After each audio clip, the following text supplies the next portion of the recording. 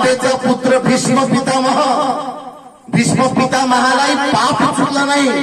द्रौपदीचं वस्त्रहरण करताना विरोध केला नाही, बाणाने मरावं लागलं.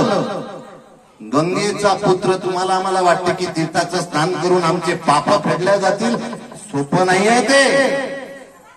त्याच्या आईवडिलांच्या डोळ्यातून जिवंतपणे स्वतःच्या पोरीमुळं डोळ्यातून पाणी जात असून त्यानं लक्षात घ्यावं की हे कर्माचे फळं तुम्हालाही पुढे तसेच भोगावं लागणार आहे. तुमचे नातूपंतू तुमचे मुलं तुम्हाला सोडणार नाही. कर्मो का फल आज नाही तो फल भुगतना ही पडेगा. सगळं काही माफ होते पण कर्म माफ होत नाही. जड भरताला त्याची वासनाच हरिणाच्या कोटी जन्म घ्यावा लागला. तुम्हाला आम्हाला वाटते की कर्म माफ होतील, देव वेगळा तो पाहून नाही राहिला आम्हाला? नाही, तसं नाही आहे.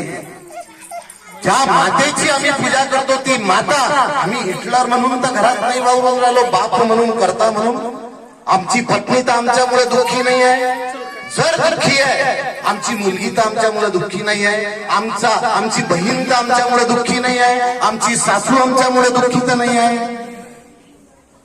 आप जर दुःखी है तो ये सब टुकड्या का हे सब फिर फुकट की हमारी है. कठीण आहे हे पचवणं, कठीण आहे. याच्यासाठी संतांनी आम्हाला सावधान केलाय की जे जे तुम्ही करता ते समजून करा.